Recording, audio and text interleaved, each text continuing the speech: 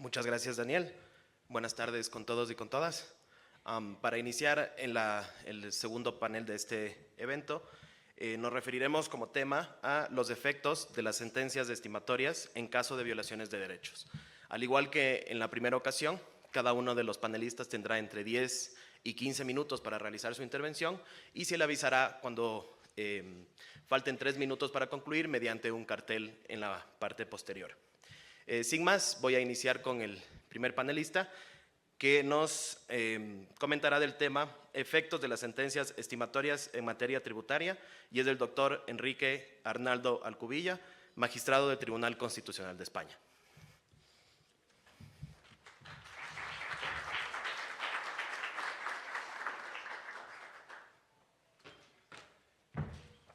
Imagino que a estas horas prefieren todos una siesta que una ponencia, pero es lo que toca. Voy a intentar acomodarme lo más posible a los 10 minutos o 12 para que podamos terminar en tiempo. Para entrar en el fondo del tema que es el objeto de la intervención, tengo que partir de unos principios que son por todos sabidos, pero que conviene tenerlos en cuenta, ¿no? La justicia constitucional es la institución de cierre del Estado constitucional. Solo la justicia constitucional permite garantizar la supremacía de la Constitución. De hecho, como decía Virdó, es el corolario de la supremacía de la Constitución. La Constitución solo sería una pura vestidura jurídica formal si no está instaurada la justicia constitucional. La justicia constitucional convierte en norma la forma, convierte en materia lo que era pura expresión de una voluntad inerte. La justicia constitucional otorga coherencia al Estado de Derecho. La cúspide de la pirámide normativa, la Constitución, se convierte también en vinculante, en obligatoria, en exigible. Y no solamente para los poderes públicos o los ciudadanos, sino para todos, para unos y para otros. Y además para todos los poderes públicos, sin excepción. También para el legislador, también para el poder que deriva directamente de la soberanía nacional. No es, por tanto, el poder, ningún poder, tampoco el poder legislativo, un poder exento, ni siquiera parcialmente. Y su obra, que la obra del legislativo en forma de ley, puede ser tachada, puede ser expulsada por contravenir la Constitución. ¿Con qué fundamento? Con el fundamento, precisamente, de que esa norma, con forma de ley, es inconstitucional. Y si es inconstitucional, es consecuentemente nula, con nulidad ex tunc, es decir, con nulidad que arrastra la de todos los actos dictados en aplicación de la misma. Es decir, la Constitución, de ser formas en sustancia, de ser simple carrocería sin motor, de ser mero envoltorio, se convierte en norma. La convierte en norma precisamente la justicia constitucional, en la norma jurídica dotada de la mayor protección y de la mayor eficacia. Por eso, Lucas Verdú decía que la justicia constitucional es la autoconciencia que la Constitución tiene de su propia validez y eficacia. Esta idea, que es tan sencilla, me recuerda una frase, más o menos, de un filósofo del siglo XIV, nada menos, de Guillermo de Ockham, que decía que cuando ante un dilema tenemos varias soluciones delante, siempre optemos por la más sencilla. Es la única forma de acertar, y acertamos cuando llegamos a esta conclusión. ¿Quién asume la justicia constitucional? Pues la asume un órgano jurisdiccional, necesariamente jurisdiccional, porque debe resolver en forma de sentencia. Esa sentencia o esas sentencias tienen valor constitutivo y erga omnes. Tanto se pronuncian de forma directa, es decir, en un recurso, en una impugnación, como de forma indirecta a través de una cuestión planteada por cualquier juez o tribunal de la rama judicial. Así es como se cumple la función depuradora del ordenamiento jurídico en los términos que nos enseñó Hans Kelsen. Cuando un tribunal constitucional declara la inconstitucionalidad de un precepto legal, impugnado por el sujeto legitimado, igualmente, como decía antes, declara la nulidad. Así lo dice tajantemente nuestra ley orgánica del Tribunal Constitucional Español, que vincula, que anuda la inconstitucionalidad con la nulidad. En una de las primeras sentencias del Tribunal Español, en el año 81, dice literalmente: la inconstitucionalidad conlleva la sanción de la nulidad con ineficacia originaria, si bien, claro está, dentro del respeto de las situaciones consolidadas. ¿Cuáles son esas situaciones consolidadas? Las situaciones que ya han sido resueltas por sentencia firme, salvo las sentencias en materia penal o contencioso administrativas referentes a procedimientos sancionadores. Es decir, con esa excepción de esas situaciones consolidadas, la nulidad, la inconstitucionalidad y la nulidad, como digo, la inconstitucionalidad y la nulidad ex tunc van anudadas. Lo que significa, primero, que ningún operador jurídico puede aplicar la norma anulada, la norma expulsada, y segundo, que será posible, lo más importante, que será posible la revisión de las situaciones surgidas como consecuencia de la aplicación de la norma anulada. Ahora bien, como todos somos juristas, todos sabemos que en derecho, junto a la regla, siempre existe la excepción. En este caso, hay varias excepciones. Excepciones que tomo precisamente de la jurisprudencia del Tribunal Español, pero que probablemente sean comunes, jus constitutionale comune, a otros tribunales. ¿Qué excepciones? Primero, cuando el tribunal declara la inconstitucionalidad, pero no la nulidad. Hay varios ejemplos y se fundan esencialmente esas sentencias en evitar el vacío normativo que supone la declaración de inconstitucionalidad. Es decir, el Tribunal Constitucional se remite a la decisión del legislador, que opera con su libertad de configuración normativa, siempre evidentemente con respeto a lo que el Tribunal Constitucional ha dicho, ¿no? Segundo caso, el Tribunal Constitucional difiere los efectos de la nulidad, lo que comporta una elocuente y evidente contradicción. Persiste durante un tiempo, es verdad que transitoriamente, la norma declarada inconstitucional. Tenemos también en España varios ejemplos y fundamentalmente se refieren a evitar un daño medioambiental que se podía producir de no diferir los efectos de esa declaración de inconstitucionalidad.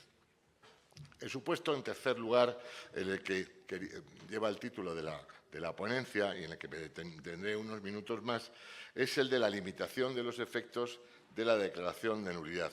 Es decir, los efectos dejan de ser ex tunc para ser los que la propia sentencia determina. Ello supone que no se extirpa, no se extrae, no se opera cualquier vestigio de vigencia de la norma inconstitucional. ¿Qué respuesta encontramos en ordenamientos que no son los iberoamericanos? Pues voy a contar dos casos del derecho comparado. Uno, el Tratado de Funcionamiento de la Unión Europea establece que el Tribunal de Justicia de la Unión Europea puede limitar el alcance de las sentencias, es decir, puede dotarlas de efectos ex nunc y no ex tunc. Esta limitación de efectos la ha hecho el Tribunal de Justicia Europeo en alguna ocasión, pero siempre con respeto de dos requisitos. Uno, hay que valorar la buena fe del Estado infractor y segundo, hay que valorar la cuantía de los perjuicios. Es decir, la regla general en la Unión Europea sigue siendo la inconstitucionalidad, bueno, en este caso, contradicción con el derecho de la Unión Europea y nulidad, pero se podrían limitar los efectos con estas dos condiciones. El otro ejemplo es el alemán. En Alemania, el Tribunal Constitucional alemán, inicialmente, bueno, de esto sabe mucho mi amigo Richard Ortiz, que estudió en Alemania. El Tribunal Constitucional alemán inicialmente fue muy proclive a las interpretaciones conformes para evitar las declaraciones de inconstitucionalidad totales o parciales. Pero después, una reforma de la ley orgánica, de la ley reguladora del Tribunal Constitucional alemán en los años 70, abrió las puertas a una doctrina para limitar los efectos retroactivos o ex tunc de las sentencias de inconstitucionalidad. Y esta vía ha sido utilizada por el Tribunal alemán precisamente en materia tributaria, de forma que ha limitado los efectos retroactivos cuando se vulneran los principios de igualdad en materia tributaria o de capacidad económica. Bien, voy terminando. El Tribunal Constitucional español, aunque la ley orgánica no le atribuye expresa y formalmente esta potestad de limitación de los efectos, lo hizo desde una primera sentencia de 1989, hace 35 años. Una sentencia que anulaba un precepto de la Ley del Impuesto de la Renta de las Personas Físicas que establecía la obligación de tributación conjunta de los matrimonios. Los matrimonios debían tributar conjuntamente, sumar las rentas de los dos. Esto fue declarado inconstitucional en el año 89, pero esa sentencia limitó los efectos invocando el principio de la seguridad jurídica. ¿Cómo lo justifica? ¿Cómo lo justificó el Tribunal Constitucional? Lo justificó diciendo que el Tribunal ha de precisar el alcance de los efectos de la nulidad en cada caso, dado que la categoría de la nulidad no tiene el mismo contenido en los distintos sectores del ordenamiento jurídico. Y además de ello, lo justifica también en que la irrevisabilidad, la no revisión, no solo se ha de referir a las situaciones consolidadas por sentencia firme, sino también, y esta es la gran novedad, a aquellas establecidas por actos administrativos también firmes. ¿Para qué? Para proteger las liquidaciones tributarias efectuadas por esos matrimonios que tributaban conjuntamente en los años anteriores y evitar la obligación de la Hacienda Pública de la devolución de cantidades importantes a esas personas. En fin, se entendió entonces el Tribunal Constitucional y lo ha entendido en más sentencias en materia tributaria que para evitar que resulten perjudicados injustificadamente otros bienes constitucionales deben ponderarse las consecuencias adicionales de la declaración de inconstitucionalidad. Claro, esta es una vía abierta por el Tribunal español que tiene, al menos yo no quiero hablar de mí, yo he formulado varios votos particulares en esta materia, pero como decía, no vengo a hablar de mi libro, sino vengo a exponer una posición. Entonces, lo que sí vengo a formular esta posición es en forma de preguntas. ¿Significa esto que en el ámbito tributario el principio de seguridad jurídica supone una protección exorbitante de la hacienda pública? ¿Supone una protección de un poder exorbitante del poder fiscal? ¿El poder fiscal prevalece sobre los derechos de los ciudadanos a la revisión de sus situaciones, de las situaciones no consolidadas por sentencias firmes? ¿Es que se obliga al ciudadano a mantener siempre una actitud beligerante ante cualquier actuación tributaria cuando presuma o pueda presumir o pueda tener dudas sobre la constitucionalidad? ¿Supone un desequilibrio entre el legislador tributario y los derechos de los ciudadanos? Ciertamente, la vinculación entre inconstitucionalidad y nulidad no puede ser absoluta, ciertamente. No tiene por qué ser necesariamente absoluta, pero sí es la regla general. Y las reglas generales deben permitir excepciones determinadas únicamente o justificadas únicamente, a mi juicio, por la necesidad de evitar situaciones indeseables que podrían derivarse de no limitar los efectos de esa declaración de nulidad. Pero repito, la regla es la regla, o debe ser la regla, y la excepción debe ser siempre la excepción, lo extraordinario. Y he cumplido el tiempo porque me señala la tarjeta roja justo en el momento que termino. Muchas gracias por escucharme.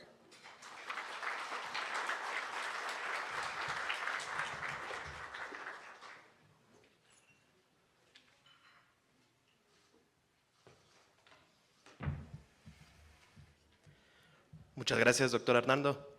A continuación, recibimos a la doctora Alba Luisa Bert Marcos, magistrada del Tribunal Constitucional de República Dominicana. Ella nos realizará una ponencia denominada Medidas de reparación en casos de sentencias estimatorias, el caso de República Dominicana.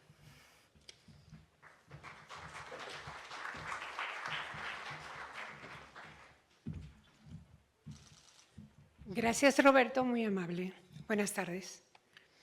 Bueno, yo soy una persona práctica en mi vida diaria y también como magistrada, como jueza, que vengo de carrera del Poder Judicial y llegando al Tribunal Constitucional en el 2018. Soy práctica y de manera práctica le voy a exponer la situación en República Dominicana con relación al tema de las medidas de reparación de sentencias estimatorias, específicamente en los casos de amparo y algunas que otras en casos de acción directa de inconstitucionalidad. Bueno, pero para comprender bien el tema, debo significar la competencia del Tribunal Constitucional de la República Dominicana, y ella está prevista en el artículo 185, en el artículo 72 de la Constitución Dominicana y también en la Ley 137.11 del Tribunal Constitucional y de los procedimientos constitucionales. Así, de igual manera, en el artículo 65 de dicha norma. Esto para poder comprender el contexto de lo que voy a poner como ejemplo algunas sentencias del Tribunal Constitucional. La Constitución crea un conjunto de mecanismos a los fines de hacer efectiva la protección de los derechos fundamentales. Específicamente, en el artículo 185 se establece, e igual como decía en su ley orgánica, revisa las decisiones que hayan adquirido la autoridad de la cosa irrevocablemente juzgadas provenientes del Poder Judicial. De igual manera, tiene un control preventivo sobre los tratados internacionales y también decide sobre los conflictos de competencias que surjan entre los poderes del Estado y entre órganos constitucionales. Asimismo, revisa las decisiones en materia de amparo dictadas por los tribunales de primer grado, quienes son los competentes para conocer sobre la acción de amparo, y de igual manera revisa las decisiones en materia de derecho electoral emitidas por el Tribunal Superior Electoral. Parte de los valores que sustentan las atribuciones del Tribunal Constitucional, como le vengo comentando, se encuentran reconocidos en el artículo 8 de la misma Constitución, que habla de que República Dominicana es un Estado social, democrático y de derecho, cuya función esencial es la protección efectiva de los derechos de la persona, el respeto a la dignidad y la obtención de los medios que le permitan perfeccionarse de forma igualitaria, equitativa y progresiva dentro de un marco de libertad individual y de justicia social compatibles con el orden público, el bienestar general y los derechos de todas y de todos. En armonía con esta función también tenemos el artículo 68 de la Constitución, que expresa que la Constitución garantiza la efectividad de los derechos fundamentales a través de los mecanismos de tutela y protección que ofrecen a la persona la posibilidad de obtener la satisfacción de sus derechos frente a sus sujetos obligados o deudores de los mismos. Dicho esto, y en cuanto al tema que nos ocupa, que son las medidas reparatorias en caso de sentencias estimatorias sobre derecho, realizo un breve abordaje desde la perspectiva de República Dominicana, entendiendo que es propicia la ocasión para intercambiar las diferentes prácticas o buenas prácticas y competencias de los tribunales constitucionales presentes en esta actividad. En este sentido, y conceptualizando brevemente a qué se refiere la cuestión de las medidas reparatorias, hemos consultado algunas doctrinas académicas y han hablado de manera conjunta que la reparación integral es un derecho que busca reducir el alcance de los daños, de las pérdidas y prejuicios ocasionados a las víctimas y a las necesidades individuales y colectivas. Ha sido internacionalmente reconocido tanto por la doctrina académica como por la doctrina jurisprudencial que esta reparación integral comprende modalidades individuales a través de restitución de derechos, indemnizaciones monetarias, rehabilitación, así como modalidades de reparación colectiva que incluyen medidas de satisfacción y garantías de no repetición, sin perjuicio de otras modalidades de reparación reconocidas por órganos internacionales de protección de derechos humanos. Según la doctrina, existen diversas modalidades, como le vengo diciendo. En el caso de la restitución, es una institución que, como sabemos, pretende devolver a la víctima al estado anterior en que se encontraba antes de la producción del daño. Se encuentra contemplada en la Ley Orgánica del Tribunal Constitucional y de los Procedimientos Constitucionales de la República Dominicana, en el artículo 91 de dicha ley, que indica claramente que el juez apoderado está facultado para prescribir las medidas necesarias para la pronta y completa restauración del daño fundamental conculcado al reclamante o para hacer cesar la amenaza a un goce, a su pleno goce y ejercicio. En ese sentido, y en tanto a la restitución se refiere, el Tribunal Constitucional ha tenido algunas jurisprudencias interesantes. En un caso de reintegro de un trabajador a su puesto de trabajo que había sido desvinculado y el pago de prestaciones dejadas de percibir, así como devoluciones de bienes detenidos de manera arbitraria, se ha pronunciado el Tribunal Constitucional.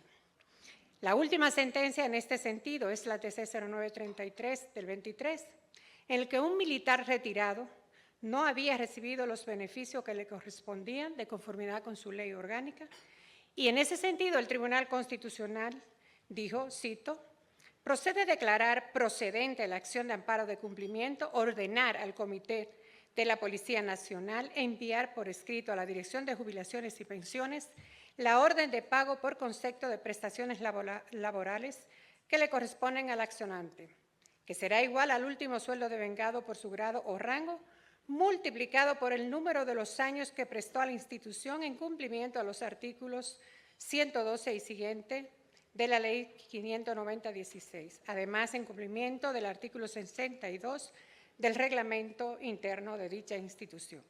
De igual manera, en la sentencia TC 0263 del 23, en el marco de una solicitud de devolución de bienes retenidos de manera arbitraria por el órgano acusador, en este caso el Ministerio Público, el tribunal dijo, en el presente caso, el alegato sostenido por la parte accionada Procuraduría Fiscal de La Vega de que la motocicleta cuya devolución se solicita fue robada del depósito de la Fiscalía no puede ser sustentado como excusa o justificación para no cumplir con lo solicitado, pues los representantes del Ministerio Público no pueden eludir su responsabilidad de conservar la cadena de custodia de los bienes sometidos a su cargo, sin ocasionar daños o deterioros por falta, negligencia o descuido sobre los bienes que le han sido confiados. En este sentido, ordenó la devolución de una motocicleta igual a la que habían retenido y que argumentaban había sido sustraída de sus depósitos y de igual manera ordenó una indemnización a favor del reclamante. En cuanto a reparaciones individuales, estas deben reflejar el daño experimentado por los individuos en particular y se dirigen a sus necesidades personales. Se debe considerar no solo la gravedad de los daños, sino también las particularidades que éstas presentan respecto a cada grupo que conforma el universo de víctimas. La indemnización debe considerar, en primer lugar, el daño físico, en segundo lugar, el daño moral y no material, como resultado del sufrimiento físico, mental y emocional. Y en tercer lugar, daños materiales que incluyen la pérdida de ingresos, lucro cesante y demás, así como los gastos realizados por la víctima en el proceso. Dijo el Tribunal Constitucional en un caso que conoció mediante la sentencia 020513 que trató de una expropiación irregular por parte del Estado Dominicano sobre terrenos, un bien inmueble. En este caso, el Tribunal Constitucional no solamente retuvo la falta del Estado por la arbitrariedad en la que incurrió con una expropiación sin llenar los requerimientos que establece el artículo 51 de la Constitución, así como la ley de los procedimientos en ese sentido, ordenó no solamente la restauración del bien reclamado, sino una indemnización económica, y esta sentencia la inició, o sea, este precedente lo inició en el año 2013 y continuó en el 2014 y hasta la fecha ha mantenido el mismo criterio. Y ha dicho básicamente lo siguiente, que tratándose como la especie de la negativa del Estado representado por el Ministerio de Obras Públicas y Comunicaciones a ejecutar el pago, no existiendo controversia respecto al justiprecio y más aún habiendo realizado un avance de pago a los recurrentes, este tribunal considera que la sentencia objeto de revisión incurre en la violación denunciada, pues la falta de pago transgrede la obligación del Estado frente al derecho fundamental de propiedad instituido en el artículo 51.1 de la Constitución. En este caso, como les decía, el tribunal ordenó la devolución del bien, así como una indemnización de carácter económico. En cuanto a la modalidad de reparación de rehabilitación, este tipo de medida, como su nombre indica, refiere a un tratamiento posterior a las víctimas de traumas, trastornos, entre otros daños, como lo sería la prestación de servicios médicos, asistencia psicológica y demás.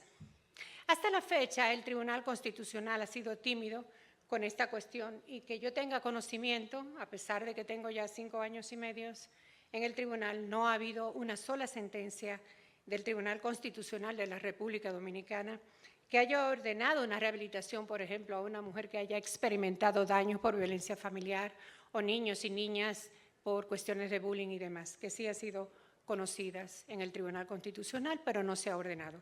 Pienso que tal vez se debe esto a que tenemos un tribunal muy joven, creo que el más joven de Iberoamérica, con apenas 12 años, y que progresivamente pues, el tribunal irá conociendo de estos aspectos y tal vez pudiera retener este tipo de reparación o de rehabilitación que es muy importante, sobre todo en los daños psicológicos y morales que en ocasiones presentan las mujeres como parte vulnerable y que es una experiencia ya común en Iberoamérica.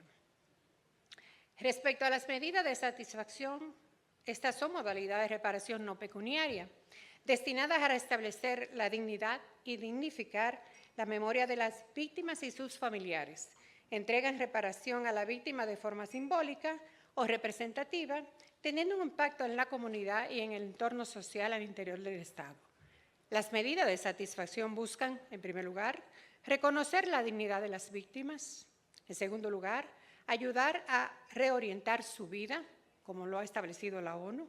En tercer lugar, a transmitir un mensaje de reprobación oficial de los graves crímenes cometidos. Esto lo ha dicho la Corte Interamericana de Derechos Humanos en el caso de la Cruz Flores, Perú. En este tipo de medida se ha pronunciado el Tribunal Constitucional en el siguiente fallo, que es el TC 02-4018, en un caso en donde, pese a que el accionante había fallecido al momento de decidir el Tribunal Constitucional, este impuso un reproche público a través de la sentencia a la autoridad que se negó a realizar la orden que se le había dado. Se trató de una persona privada de libertad con una sentencia con autoridad de la cosa irrevocablemente juzgada, que había solicitado al juez de la ejecución de la pena una variación en la modalidad de cumplimiento de la pena. En este caso solicitaba el cambio de la prisión en la cárcel a una prisión domiciliaria para poder recibir tratamiento en caso de un cáncer terminal. Resulta que la autoridad que mantenía su retención, a pesar de que el juez de la ejecución dio la orden de que fuera recluido en su casa para recibir atenciones médicas, el Ministerio Público se negó a ejecutar esta decisión. Y el tribunal, cuando llegó al Tribunal Constitucional, hizo un reproche público a través de la sentencia a la autoridad y dijo de manera tal que estamos en presencia de un verdadero desacato, lo cual supone un acto de arbitrariedad que es a todas luces intolerable en un Estado social y democrático de derecho, particularmente en una especie como la que nos ocupa, en la cual una persona ha tenido que seguir recluido en un recinto carcelario a pesar de que su condición de salud no se lo permite. Y además, a pesar de que el juez de la ejecución ordenó que se cumpliera la pena en su domicilio, con la finalidad esencial y humanitaria de que tuviera la oportunidad de someterse a procedimiento médico de quimioterapia. Debo decir que la persona falleció en el recinto carcelario. Como se observa, es un reproche que el tribunal le da al Ministerio Público, que se resistió a cumplir con la orden del juez de la ejecución de la pena. Hay otra de las garantías, que es la garantía de no repetición. En República Dominicana se ha verificado este tipo de garantía, pero no ya en un asunto, en un proceso de amparo, sino en proceso de acción directa de inconstitucionalidad. Las garantías de repetición trascienden la condición individual de las víctimas, lo ha dicho así la Corte Interamericana, para centrarse en las causas sociales, legales y políticas que crearon una situación de graves violaciones a los derechos de las mismas. Se debe tener en cuenta dos requerimientos. Uno, la supresión de normas y prácticas de cualquier naturaleza que impliquen violación a derechos humanos. Y dos, la expedición de normas y el desarrollo de prácticas conducentes a la efectiva observancia de dichos derechos.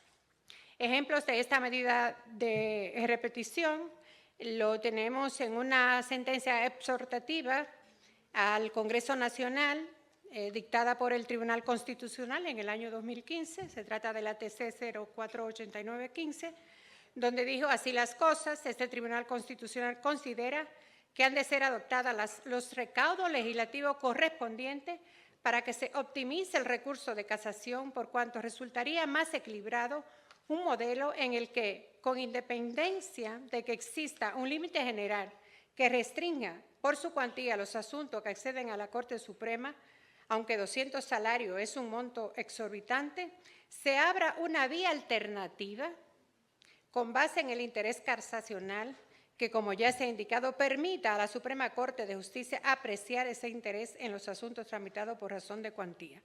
En este caso, el Tribunal Constitucional consideró que era exorbitante la cantidad de 200 salarios mínimos para poder, en la condenación de la sentencia de la Corte, para poder acceder al recurso de casación. De igual manera, en otra sentencia del año 2015, anuló la disposición que impedía a una mujer contraer matrimonio antes de los 10 años de haberse divorciado.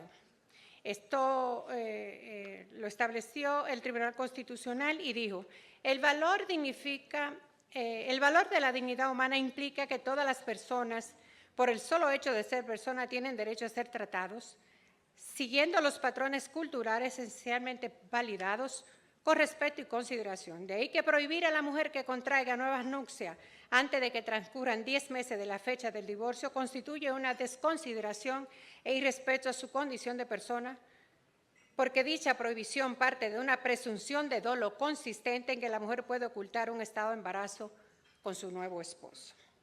De igual manera, siguió con la sentencia 0461 del 21, en la que dijo: respecto a los requisitos para el ingreso a la carrera administrativa, el texto del numeral 2 del artículo 37 de la Ley 4108 de Función Pública disponía tener edad inferior a los 50 años para poder ser acreedor del beneficio de la jubilación. Al respecto, dijo el órgano constitucional: respecto a la razonabilidad, proporcionalidad, adecuación e idoneidad del trato diferenciado, este tribunal es de opinión que dichos parámetros no justifican la exclusividad de las personas mayores de 55 años para ingresar a la carrera administrativa, y especial en razón de que el numeral 2 del artículo 37 así no lo establece.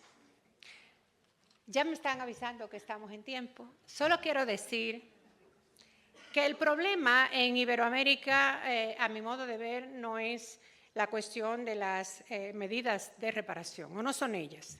El problema es de la efectividad de la sentencia una vez dictada por los tribunales.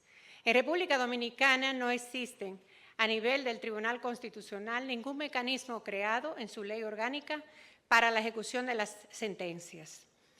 Paradójicamente, en el derecho común en República Dominicana tenemos el juez de la ejecución, y aún en eso ya ustedes ven que les expuse un caso en donde fue desacatada la orden de un juez de la ejecución, y en materia de derecho común tenemos una ley que regula la cuestión del juez de la ejecución en derecho común, más no así las sentencias que provienen de la acción de amparo, que es un proceso constitucional, o de las ADI. Eso es una paradoja que se debe resolver, y que espacios como esto deben servir para socializar el tema de la ejecución de la sentencia, porque es el tema nodal de esta cuestión. Poco importa que los tribunales constitucionales pues, ordenen esas medidas de reparación y garanticen profundamente esos derechos si no contamos con los mecanismos del lugar a los fines de ejecutar y hacer ejecutar esas decisiones. Creo que debemos socializar y en un próximo congreso de esta naturaleza tomar decisiones en conjunto firmes para nosotros hacer un llamado a los estados que corresponden a las cortes que se reúnen en esta esfera, que tomen las medidas del lugar para que estas cuestiones no sigan ocurriendo, porque este es el verdadero problema, no son las medidas de reparación, sino la inejecución, la falta de la cultura de ejecución, el estado leviatán que a veces permanece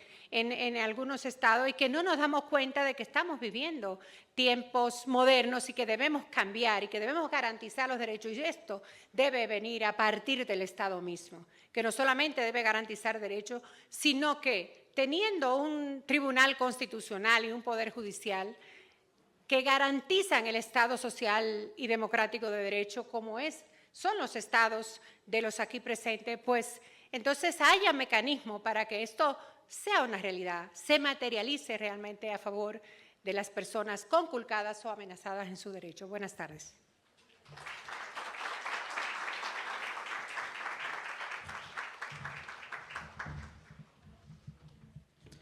Muchísimas gracias, doctora Ver.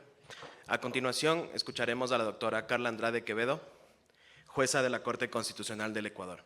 Antes de cederle la palabra, quisiera anunciarles a los próximos panelistas que reduzcamos la intervención a un máximo de entre 10 a 12 minutos para que el evento pueda concluir en la hora indicada. Muchas gracias.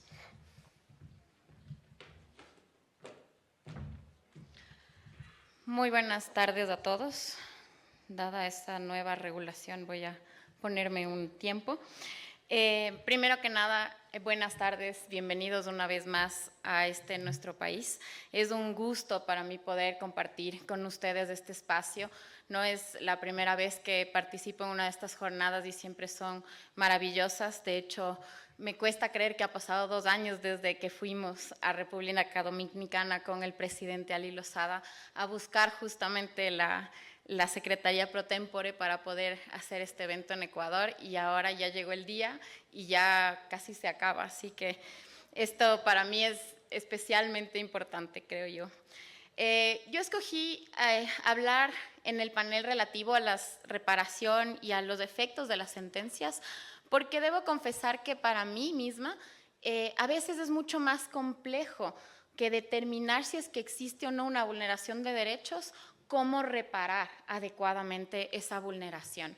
Creo que en algunos momentos en la Corte Constitucional de Ecuador las discusiones se han vuelto mucho más complejas cuando se trata de discutir la reparación integral que vamos a otorgar.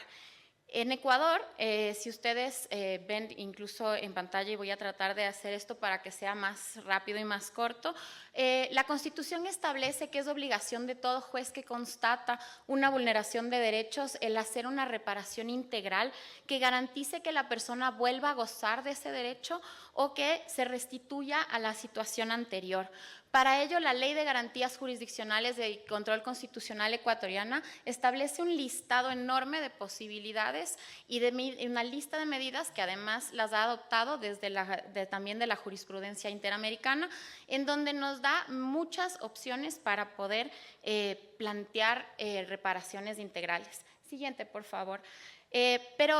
Esto no es todo, porque la Corte Constitucional también ha establecido una serie de criterios y, entre otras cosas, y he puesto esta frase que utilizó alguna vez la Corte en una sentencia, la Corte determinó que los jueces debemos ser creativos a la hora de establecer una decisión con medidas de reparación y que debemos buscar aquellas medidas más adecuadas y claras para la circunstancia. Y aunque generalmente pensamos que esto es evidente y que es intrínseco a la sentencia, en realidad a mí me parece que no lo es tanto.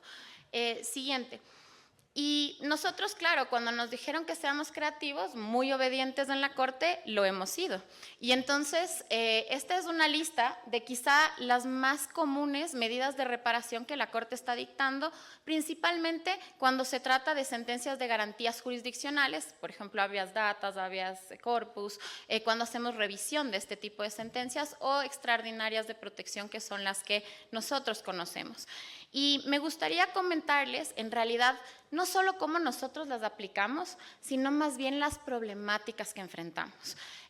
Cuando yo pensaba en cómo plantear esta presentación, lo que pensaba es en todos los problemas que trae y que aun cuando tenemos esta buena voluntad de generar las mejores reparaciones posibles, mirando hacia atrás o mirando a los casos que la Corte ha fallado y mirando el seguimiento que le toca hacer a la Corte, nos damos cuenta de que hay mucho por corregir y mucho por cambiar. Siguiente, por favor.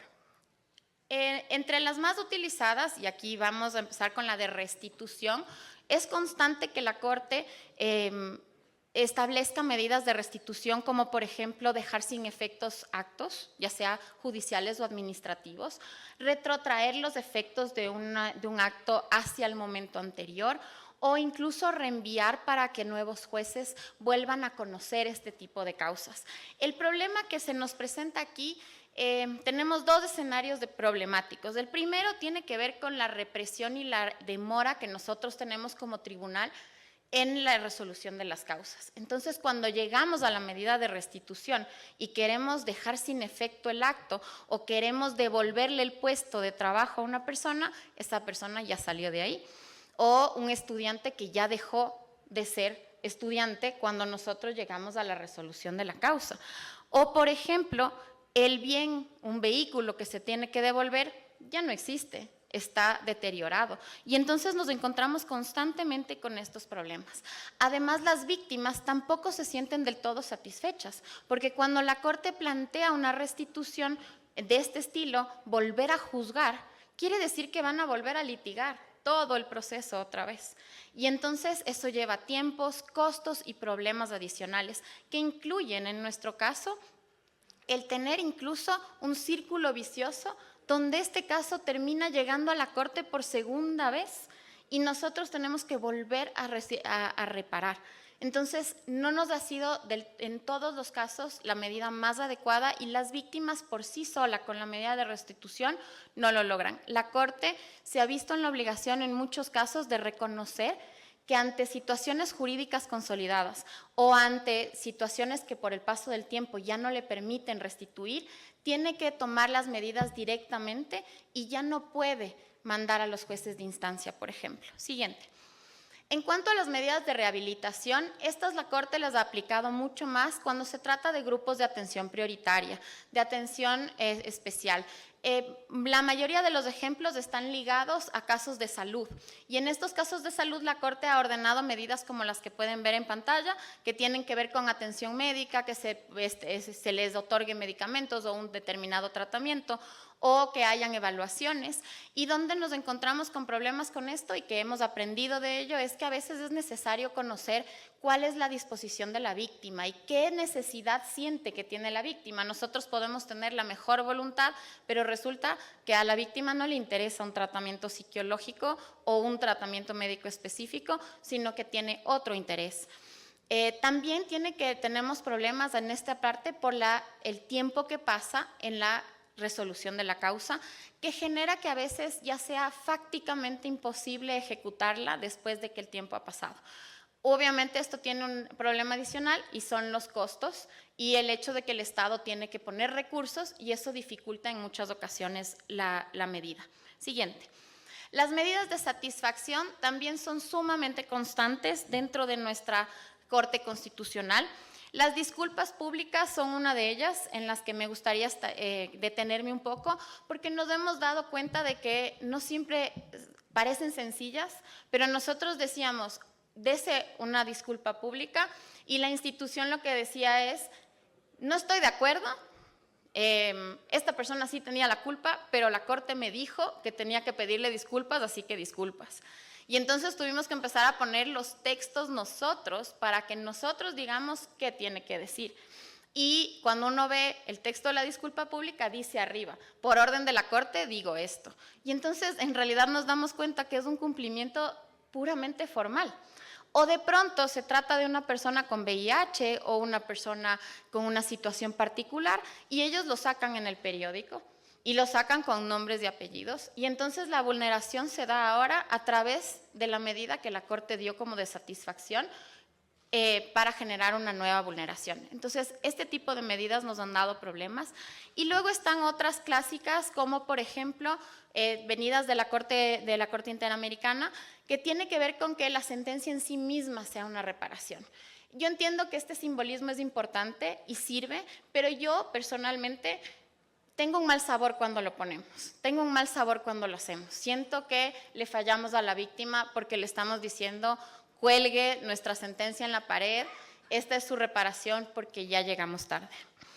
En cuanto a la siguiente, a las medidas de no repetición, también solemos poner muchas y tiene que ver, por ejemplo, con capacitaciones, difusión de la sentencia, interpretación de ciertas normas y sobre todo la más problemática, elaboración de normativa.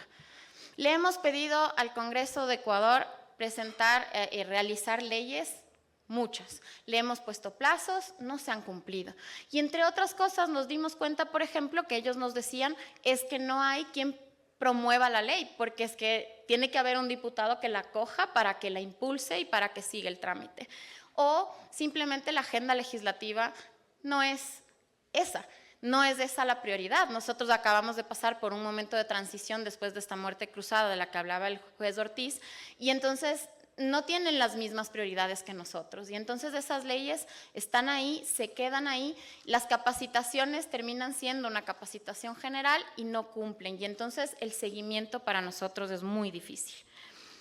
Esto mismo siguiente nos ocurre con las últimas dos, que tiene que ver con la investigación, juzgamiento y sanción de funcionarios. Nosotros ordenamos súper enojados una investigación, por ejemplo, o hacemos una declaratoria de error inexcusable para jueces que han actuado incorrectamente y luego simplemente el proceso administrativo o sancionatorio no prospera. O simplemente llegan informes a la Corte donde nos dicen no hay las pruebas, no hemos visto nada, no existe la real disposición por parte de las entidades públicas y nos obliga a perder muchísimo tiempo y a que además la víctima sienta, y nosotros mismos como jueces también, que cae en saco vacío la decisión que tomamos. Finalmente, y esta es, con esto termino, la siguiente, por favor. Tiene que ver con la reparación económica. También suena fácil y muchas veces hablamos del daño emergente, el lucro cesante, pero la Corte Constitucional no es un juicio de daños y perjuicios y no somos expertos en ese cálculo. Y entonces cada vez que tenemos que calcular los montos nos metemos en un lío que no sabemos de cómo salir. Y entonces la Corte se ha dedicado en el último tiempo a discutir mucho, bueno, cómo ponemos parámetros objetivos.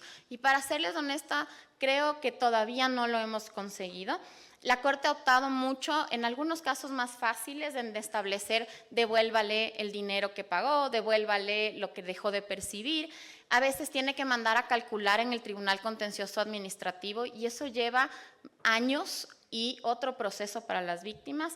Y en esa línea ha optado por reparaciones económicas en equidad. Pero la equidad también es un parámetro subjetivo. Por ejemplo, la Corte utiliza como un parámetro más o menos general una suma de $5,000.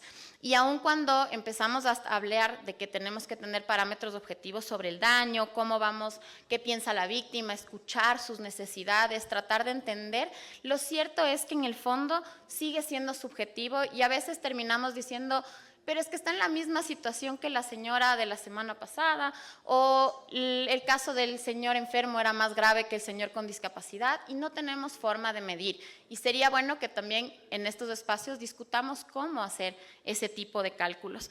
Y finalmente, este tipo de reparaciones ha ocasionado también que en garantías jurisdiccionales jueces de instancia empiecen, no Corte Constitucional, la Corte en el mejor de los casos les da $5,000, pero en instancia los jueces están otorgando sumas millonarias. Tenemos el Estado protestando a través de en las fases de ejecución por cifras que alcanzan incluso más de 100 millones de dólares. En reparaciones, 20 millones de dólares, 14 millones de dólares. Esto es una constante en la mala utilización de la reparación económica y ojalá podamos ir encontrando mayores parámetros objetivos para poder garantizar que las víctimas reciban su reparación integral, pero que quede claro que ese nexo causal y ese no enriquecimiento es lo que debe regir en la reparación integral. Muchas gracias.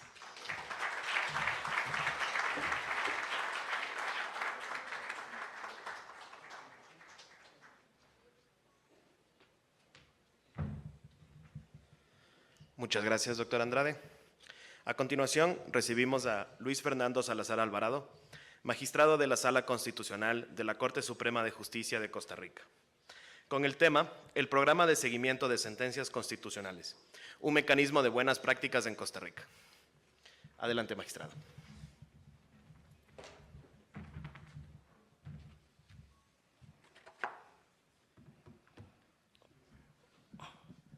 Bueno, muy buenas tardes. Agradecer primero a la Conferencia Iberoamericana de Justicia Constitucional la invitación, sobre todo también a la Corte de Constitucionalidad del Ecuador. Mi primera vez en Ecuador, aquí en Quito. Recordaba yo en la mañana que siendo un niño de escasos 10 años, en mi casa mi papá escuchaba una emisora y los domingos a las 7 de la mañana cantaba siempre la misma persona y se me quedó pendiente una parte de una canción que terminé ahora buscando un pedacito que me faltaba, que decía así: hemos jurado amarnos hasta la muerte y si los muertos aman, después de muertos, amarnos más. Julio Jaramillo. Con él aprendí a amar Ecuador con 10 años.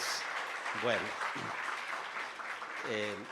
ahora sí, eso me hizo recordar linda época de mis padres ya en el cielo. Bueno, voy a arrancar el directo también porque sobre la marcha hice un resumen de la conferencia para decir que hoy en día es muy fácil hablar de la supremacía, de la fuerza normativa y eficacia directa de la Constitución política, lo que hace unos años era muy complejo. Yo creo que está, y todos estamos convencidos de que ya está asentado en un Estado constitucional de derecho después de aquella famosa condena, el asunto Marbury versus Madison, que ya es desde 1803, cuando la Suprema Corte de Estados Unidos fue la que estableció la posibilidad de que ese órgano pudiera revisar la constitucionalidad de las leyes. Bueno, en mi país esa función la lleva a cabo la Sala Constitucional de la Corte Suprema de Justicia, por disposición constitucional y por estar contenida en la Ley de la Jurisdicción Constitucional desde 1989. Hay un efecto expansivo adicional a ese, que es la integración, la interpretación de los principios protectores de los derechos humanos, de modo que los instrumentos internacionales de derechos fundamentales cobran fuerza y vigor de la misma jerarquía, ha dicho la Sala Constitucional, que tiene los demás. O sea, lo que admite invalidar o complementar al mismo texto constitucional e incluso superarlo extensivamente, ha dicho la Sala. Desde un punto de vista práctico, debe decirse que el cumplimiento de las sentencias judiciales no es más que la materialización del principio de legalidad, del principio de seguridad jurídica, del juicio justo y de la cosa juzgada. Si no pudiera ejecutarse el derecho establecido judicialmente con base en la Constitución política o cualquier otro tipo de norma, tal derecho sería para las partes en litigio un verdadero contrasentido al mismo Estado constitucional de derecho. La misma Corte Europea de Derechos Humanos ha establecido que la ejecución de una sentencia dictada por una corte forma parte integral del proceso, dentro de los fines del artículo 6 de la Convención. Una larga tardanza irrazonable en la ejecución de un fallo vinculante puede, por ende, ser una infracción a la Convención. Bajo esta esfera, también la Convención Americana sobre Derechos Humanos establece la de cumplir la decisión de la Corte en todo caso que sean partes, y la parte del fallo que componga indemnización compensatoria se podrá ejecutar en el respectivo país por el procedimiento interno vigente para la ejecución de las sentencias. Incluso determinó desde sus primeras sentencias que revisará el cumplimiento del pago de la indemnización acordada y que solo después de su cancelación archivará el expediente. Los pronunciamientos constitucionales o de las salas constitucionales, al declarar el derecho a través de las sentencias estimatorias, indudablemente vinculan a las partes y no en pocas ocasiones ocupará el mecanismo de implementación y ejecución. La Sala Constitucional Cuarta de la Corte Suprema de Justicia establece que corresponde a una sala especializada por mayoría absoluta de sus miembros la inconstitucionalidad de las normas de cualquier naturaleza y de los actos sujetos al derecho público.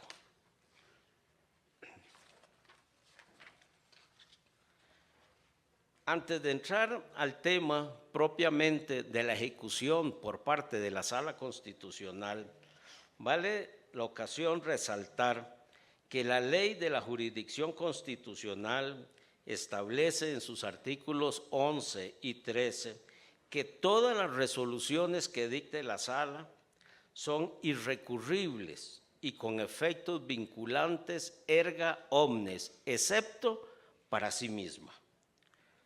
Asume la Sala un control de constitucionalidad concentrado, exclusivo y excluyente en Costa Rica. A partir del año 2009, 20 años después de creada la Sala Constitucional, se crea el Programa de Seguimiento de Sentencias, unidad perteneciente a la presidencia de la Sala Constitucional, con el fin de dar seguimiento a las sentencias de los recursos de amparo y de habeas corpus declarados con lugar, a efectos de comprobar su estado de ejecución y conocer las motivaciones de la administración en caso de incumplimiento. De esta forma, se han desarrollado procedimientos expeditos para la generación de propuestas e información relevante que permiten a la autoridad recurrida y tomadores de decisiones la adopción de medidas para el efectivo cumplimiento de las sentencias condenatorias emitidas por la Sala Constitucional. Ello también ha dado como resultado colateral un aumento en la tendencia al cumplimiento voluntario de las órdenes dictadas por el Tribunal Constitucional. Y lo que es más importante, la disminución de conductas lesivas de los derechos fundamentales de las personas, así como el fortalecimiento de la eficiencia y eficacia en toda la administración pública. El protocolo de seguimiento de sentencias contiene las normas, procedimientos y documentación bajo los cuales opera el sistema que se contribuye para el levantamiento de los datos necesarios para medir el grado de cumplimiento de las sentencias. A tal propósito, se creó unas diligencias que la Sala conoce como de inejecución de sentencia, que se tramita dentro del propio expediente a cargo del magistrado que lo instruyó, quien otorga audiencia o traslado a la parte contraria para que rinda el informe respectivo. Una primera etapa de cumplimiento, entonces, está referido al cumplimiento voluntario de la sentencia por parte de los recurridos. Sin embargo, en caso de desacato o desobediencia, la misma ley de la jurisdicción constitucional establece el procedimiento bajo el cual se hace la prevención de abrirse en su contra por no cumplimiento mediante un procedimiento disciplinario o bien por desacato ante el Ministerio Público. La siguiente etapa es la ejecución medular en el sistema, cuando la sala recaba la información sobre el grado de cumplimiento de sus sentencias a partir de comunicaciones que el mismo letrado establece con las partes. El programa de seguimiento de las sentencias de la Sala Constitucional, como dije, que inicia a partir del 1 de octubre del 2009 y a 15 años de su vigencia, presenta datos elocuentes que permiten concluir con certeza que alrededor del 90% de las sentencias condenatorias en recursos de amparo y de habeas corpus son cumplidas satisfactoriamente por la autoridad o persona recurrida. Y esto a pesar del dictado de casi 30,000 sentencias al año que lleva a cabo la Sala Constitucional y con una condena en el 40% de sus asuntos. Esto permite afirmar que los mecanismos de ejecución y de implementación de sentencias, aún para el escenario de un cumplimiento voluntario, se constituyen en una valiosa caja de herramientas que refuerza el derecho de la Constitución ante las autoridades y sujetos recurridos.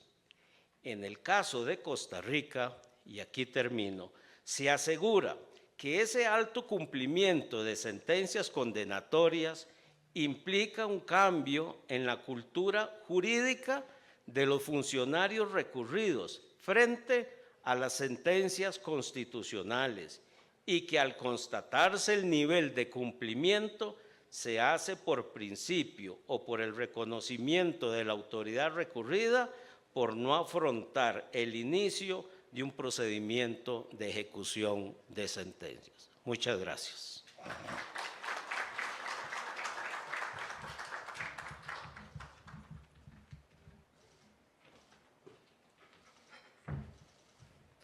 Muchas gracias, doctor Salazar. A continuación recibimos al juez de la Corte Constitucional del Ecuador, Joel Escudero Solís, con el tema incumplimiento de sentencias de reparación integral.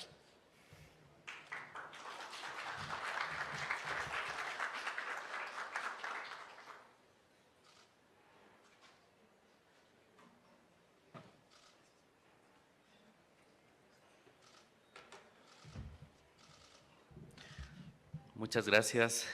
Realmente es un gran honor y poder compartir las experiencias de mis colegas a nivel de Iberoamérica. Quiero reconocer y felicitar el trabajo de la Convención en cuanto a esta ardua labor de unirnos para poder compartir y deliberar acerca de los problemas que atañen a la justicia constitucional. Yo reconozco, digamos, que el cumplimiento de las sentencias es un desafío de la justicia constitucional. Por un lado, porque brega por las razones institucionales deliberativas que son parte, digamos, de las decisiones que se construyen para incluso tratar de persuadir a los órganos obligados que cumplan estas decisiones voluntariamente. Esa creo que es uno de los estándares más altos que busca que el tribunal pueda materializar sus decisiones. Sin embargo, no ocurre de esa manera, sobre todo cuando las decisiones tienen medidas de reparación integral que buscan transformar ciertas prácticas que podrían ser sistemáticas o que podrían imponer barreras al ejercicio de los derechos por temas de transformación de tipo cultural o institucional. Este dilema y estos problemas forman parte incluso del prontuario de incumplimiento que tiene el Sistema Interamericano de Derechos Humanos, en donde es claramente evidente que las medidas de restitución que tienen medidas de inmediato cumplimiento, así como las de reparación económica, se cumplen casi en toda la región en un 70%. Pero las medidas que buscan investigar y sancionar a quienes hayan cometido actos u omisiones que vulneraron gravemente los derechos humanos, estas no se cumplen y se cambian los datos, no se cumplen casi en el 70% a nivel regional. Y por lo tanto, a partir de 2015, el Sistema Interamericano pues, creó una oficina de seguimiento de sentencias a nivel regional, buscando mecanismos para lograr su cumplimiento. La realidad descrita en el caso de Ecuador también enfrenta este tipo de dificultades, ¿no? Los jueces ya estamos muy conscientes de que llegar a la decisión no lo es todo, ¿no? Y por lo tanto, nosotros tenemos ya, en el caso de definir a una sentencia como parte del derecho procesal constitucional, que el mecanismo de concreción de la Constitución es cualquier proceso constitucional en la dimensión y las competencias que esta Constitución haya otorgado. En nuestro caso está un conjunto de derechos que tiene 7 categorías, cuyo desafío constitucional supone que también las competencias del tribunal están distribuidas en función de esa capacidad que otorga la Constitución. Por un lado, aquellas que se refieren al control constitucional y por otro lado, aquellas que se refieren a la protección de los derechos. Creo que es importante dejar claro cuál es el efecto del incumplimiento. Por un lado, podemos decir que para que se haga cumplir podemos utilizar la fuerza devenida del desacato o la razón persuadida por el diálogo y el seguimiento en la ejecución con, como han hecho otros tribunales, con audiencias de seguimiento involucrando a las víctimas, a las instituciones y retomando el tribunal su papel para lograr el cumplimiento de las sentencias. Entonces, tenemos nosotros esos mecanismos, digamos, a partir de la experiencia de los tribunales como para lograr la materialización de las sentencias. Pero el incumplimiento afecta al ejercicio de los derechos de las víctimas cuyos derechos ya fueron reconocidos. Debilita las garantías jurisdiccionales y los mecanismos de control de la propia Constitución. Y también afecta a la institucionalidad de las Cortes y Tribunales Constitucionales.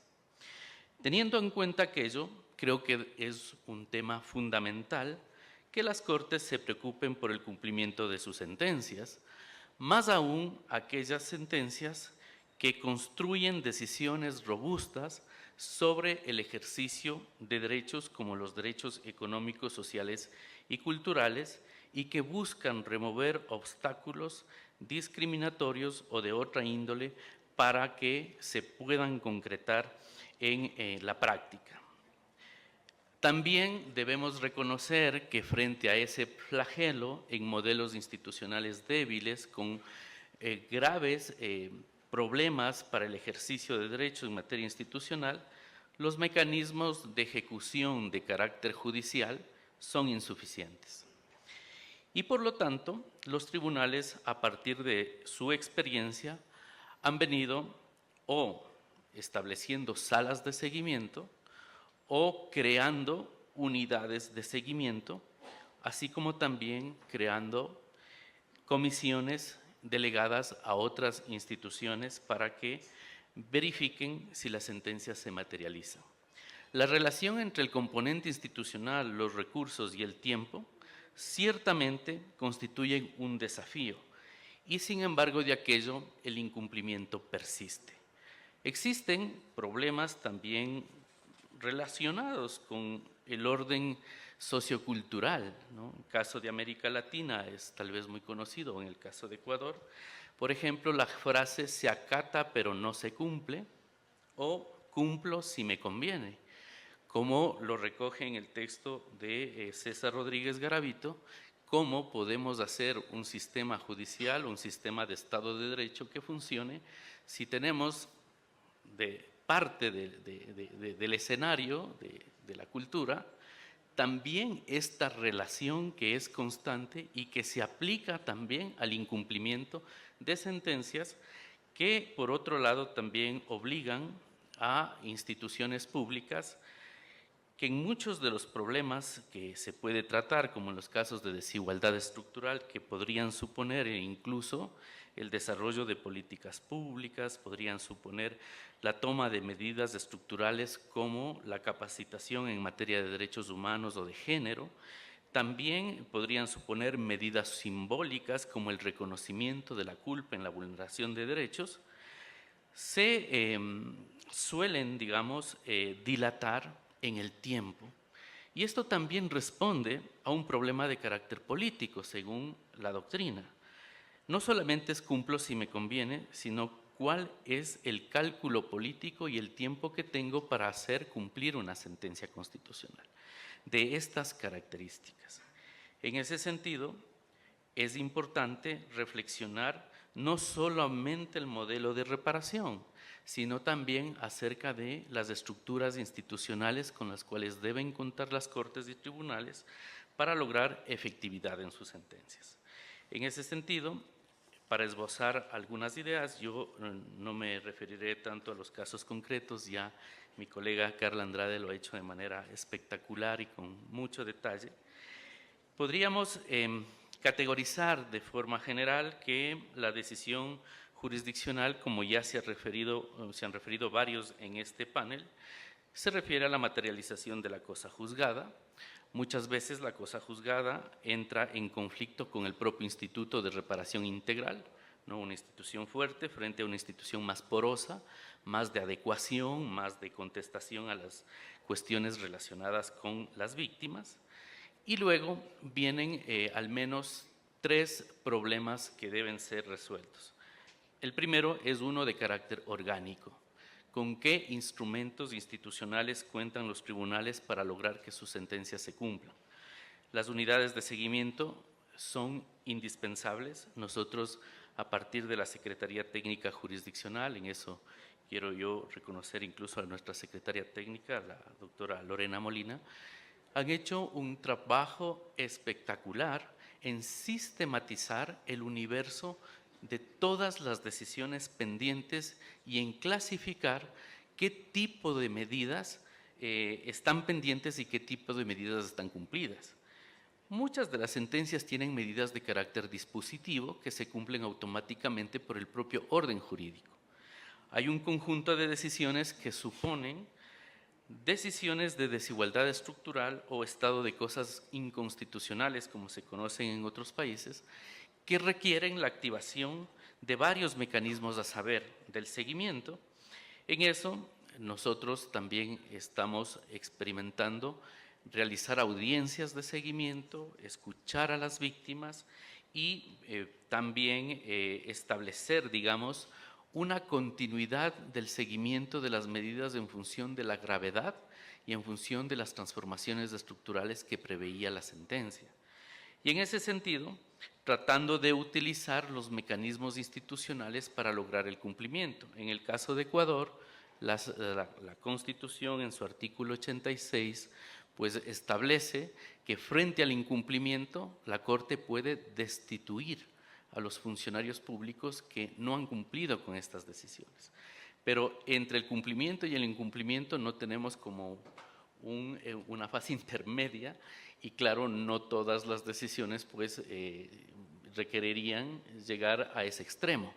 Y corresponde no solamente a la Secretaría Técnica, sino al Pleno de la Corte Constitucional, conocer las dificultades del cumplimiento en su variable y en su magnitud para ir concretando medidas adecuadas que persuadan incluso a un cambio contracultural para hacer del cumplimiento un mecanismo de efectividad de la Constitución.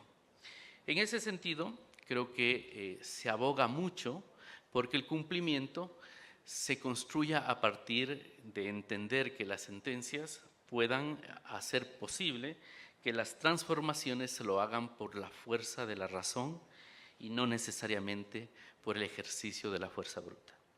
Y en ese sentido, pues creo que como tribunales y cortes constitucionales reafirmamos ese compromiso para poder seguir pensando en mecanismos institucionales del cumplimiento y del seguimiento.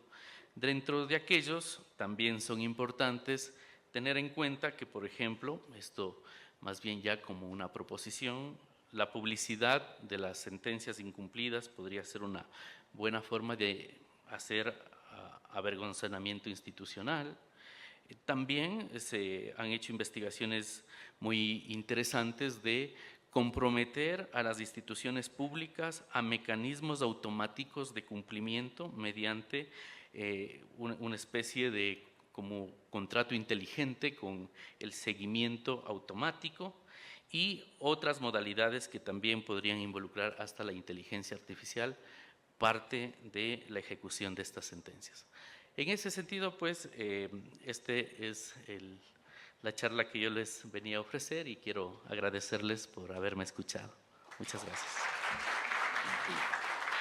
Una vez puestas las pilas, recibimos a la vicepresidenta de la Corte Constitucional del Ecuador, la doctora Carmen Corral Ponce, con la ponencia Justicia Constitucional y Reparación Integral, análisis de casos relevantes. Muchas gracias. Creo que sí necesitamos unas pilas en esta hora de la tarde, así que voy a tratar de ser breve. Fue coincidencia que me haya tocado hablar al inicio y al final del día, así que estoy muy honrada de cerrar los paneles en esta tarde. Luego vamos a, si es que tenemos tiempo, a abrir un poquito al diálogo porque sería importante. Así que voy a tratar de ser breve. Yo quería referirme a 3 casos, pero creo que voy a hablar solamente de 2. Voy a justamente asentar lo que la doctora Andrade ya mencionó, que es justamente cómo en la Corte Constitucional del Ecuador hemos puesto en práctica la reparación con las medidas cuando se ha tomado una decisión estimatoria. El caso que yo les quiero referir es un caso importante que además trae temas sui generis que fueron implementados en la sustanciación de esta causa, y es la 284618-EP del 2024, y es un caso de discriminación por VIH. Ahora, en primer lugar, sé que es de conocimiento, pero vale la pena mencionar, esta es una acción extraordinaria de protección. ¿Y qué es la acción extraordinaria de protección en nuestro sistema jurídico? Es una acción jurisdiccional que tiene por finalidad proteger los derechos constitucionales de las personas cuando hayan sido vulnerados por sentencias, resoluciones o autos definitivos. La finalidad de la acción extraordinaria de protección busca reparar las violaciones de derechos constitucionales que puedan haber ocurrido dentro del proceso judicial.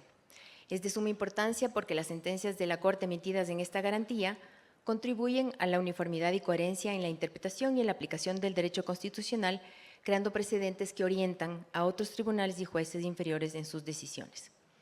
Los hechos del caso en esta sentencia son un trabajador despedido intempestivamente que ya venía sufriendo muchas afectaciones en su salud y pone una acción de protección, es decir, parecido al amparo, alegando la vulneración de derechos a la igualdad formal, a no ser discriminado, al trabajo, a la salud y a los derechos de las personas y grupos de atención prioritaria.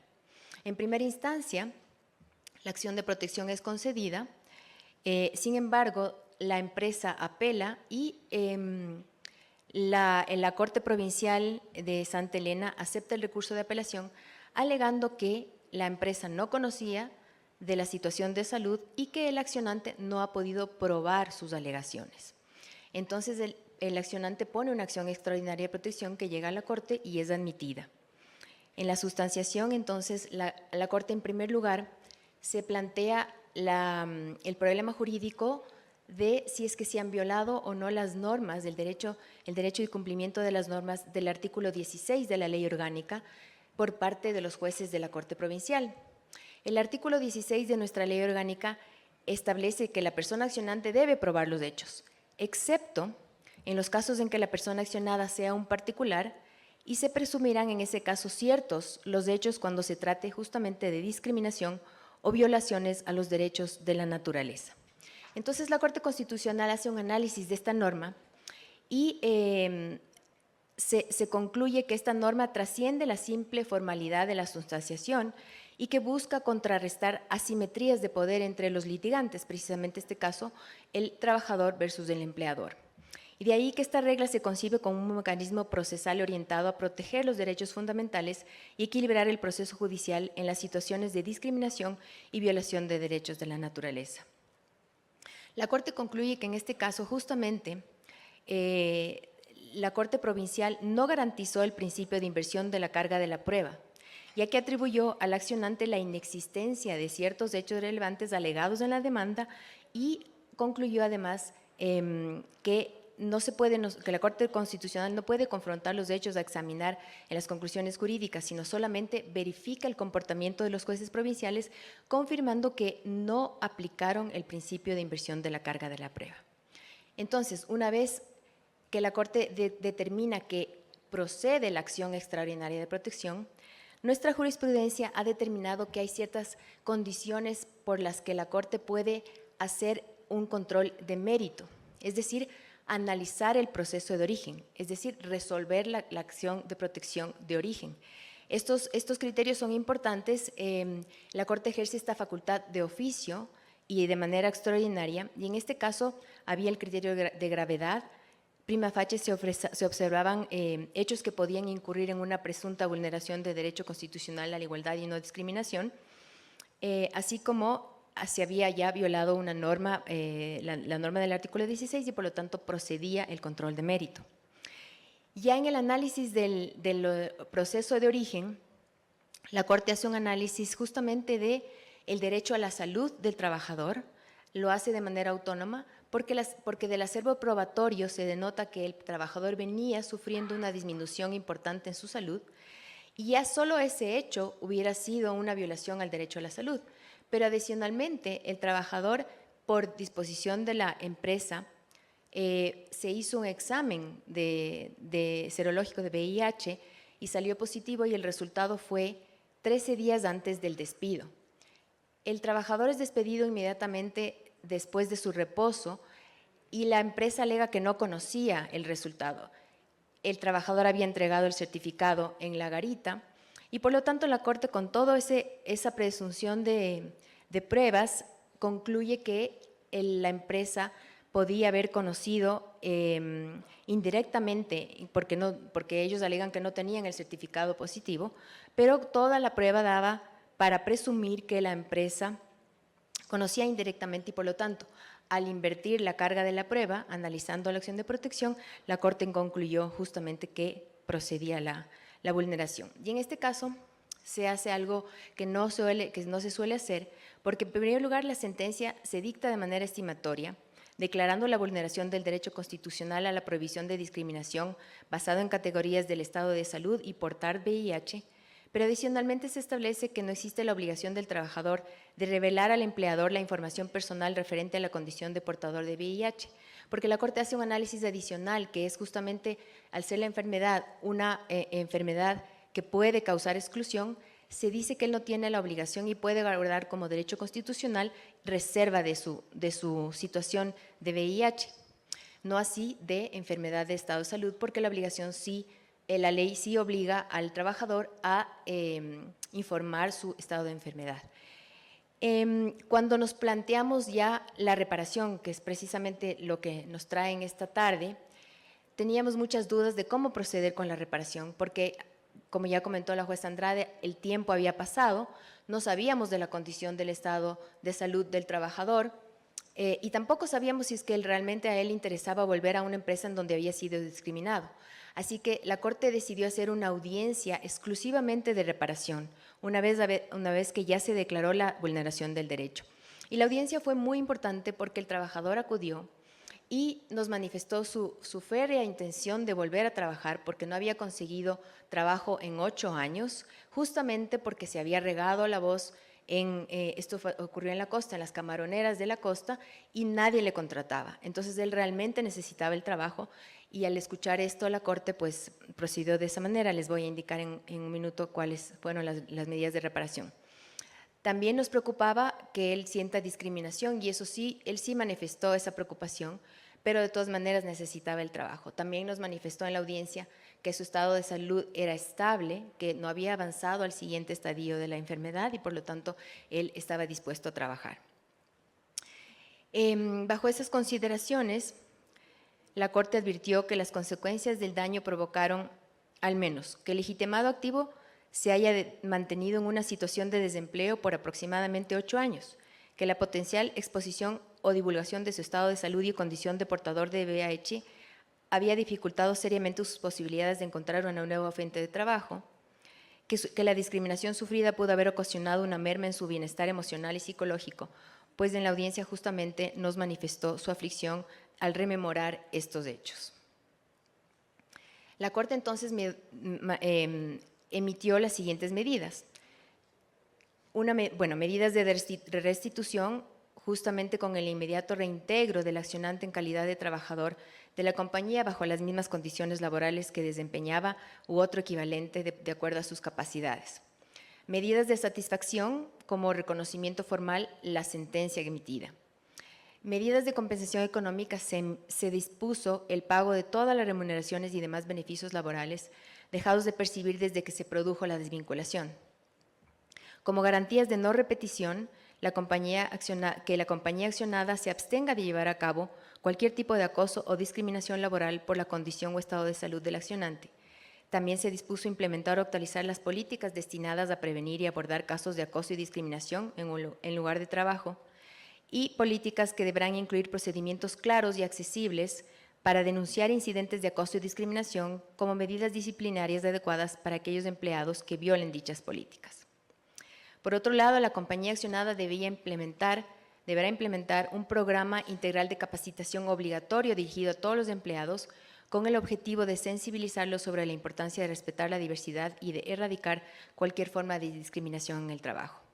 Por otro lado, se ordenó al Ministerio de Trabajo la medida de emitir y actualizar normativa correspondiente al fin de garantizar la intimidad, el derecho a la intimidad y confidencialidad del estado de salud de las personas trabajadoras con VIH. Al Consejo de la Judicatura se le dispuso la difusión de la sentencia. Por otro lado, también se dispuso a la compañía, en conjunto con el Ministerio de Salud Pública, que llevan a cabo evaluaciones periódicas del estado de salud del accionante y para ello debería brindar las facilidades y las adecuaciones laborales necesarias a fin de que acuda a las respectivas citas y tratamientos médicos para que no sea impedido, aunque sea en el horario de trabajo. De esta manera se pone a la luz justamente la dificultad que puede tener una sentencia estimatoria y tal vez la necesidad de realizar este tipo de audiencias para que las medidas sean más adecuadas y apropiadas por el paso del tiempo, que es algo que nos planteamos todos los días. No sé cómo voy en tiempo. ¿Ya no tengo más tiempo? Entonces ya no alcancé ni a la... Pero bueno, en todo caso, queda la inquietud. Voy solamente a cerrar entonces justamente para poder abrir el foro. Es importante justamente la redacción de las medidas para que sean cumplibles y verificables. El seguimiento de cumplimiento de las medidas, como ya lo ha señalado justamente el doctor Andrade y el doctor Escudero, es algo que nos preocupa muchísimo y nosotros como Ecuador tenemos la Secretaría Técnica Jurisdiccional que hace el seguimiento y ha sido muy importante para el cumplimiento. En nuestra legislación existe una acción que se llama la acción de incumplimiento, que es justamente la acción que puede poner el usuario cuando no se cumple su sentencia. Claro, el juez ejecutor de instancia es el obligado para que se cumpla la sentencia, pero muchas veces no ocurre, como ya se ha comentado en este foro. Y nosotros, curiosamente, en el Ecuador lo que hemos tenido es una proliferación de esta acción de incumplimiento que ha pasado desde el 2019 de tener 30 acciones ahora más o menos a 400.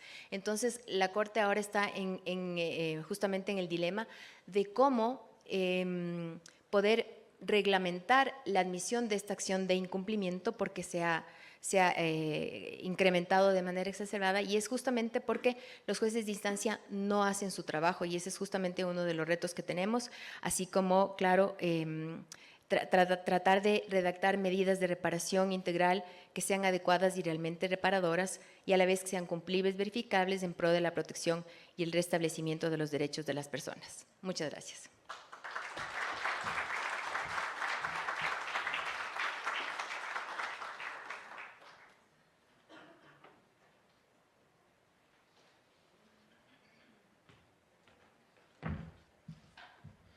Muchísimas gracias, doctora Corral.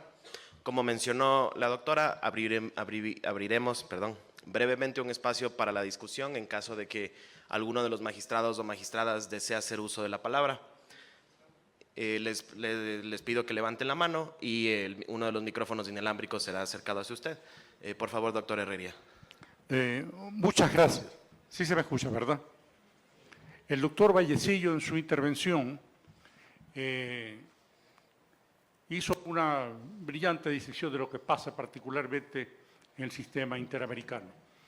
Hace pocos días, la Corte Interamericana de Derechos Humanos hizo un exhorto al sistema de justicia constitucional de Honduras en el propósito de que reduzca las posibilidades de estados de excepción que vive Honduras. El Ecuador tiene un caso similar. Nosotros desde el año 2023, como ya se puso aquí, hemos venido expidiendo dictámenes aprobatorios de estado de excepción en unos casos y en otros no. Pero el estado de excepción, estado de emergencia, como se lo llama en diversos países, en el Ecuador es estado de excepción, como su nombre lo indica, obedece a causas excepcionales que no puede permitirse que los gobiernos puedan mantener de manera reiterada e indefinida estos estados de excepción, porque ello conlleva a una suspensión de derechos. No abolición, pero hay suspensión de derechos que siempre causa un agravio al conjunto social y que en muchos casos puede ocasionar vulneración grave de derechos humanos.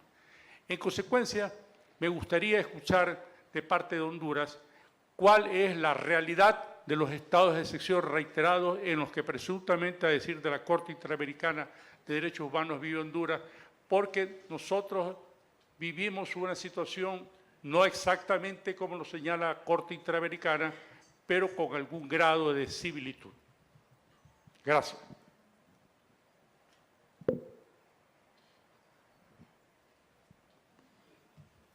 Muchas gracias, doctor Herrería. Sí, por favor, me pueden ayudar con el micrófono acá. Para el doctor Vallecilla, por favor. Gracias, muchas gracias. Es reiterada la práctica de estos estados de excepción. Desgraciadamente, hasta el día de hoy, en la Sala Constitucional no se ha presentado ningún recurso, ninguna acción para que nosotros podamos conocer a fondo cuáles son esas circunstancias que se han acreditado para decretar estos estados de excepción. Hay una fuerte discusión en Honduras por el estado de excepción que se han implantado y que han venido prorrogándose, podríamos llamar, por varias ocasiones, que por un lado dicen que ha dado resultados positivos y que por el otro lado la oposición dice que no ha dado ningún resultado positivo.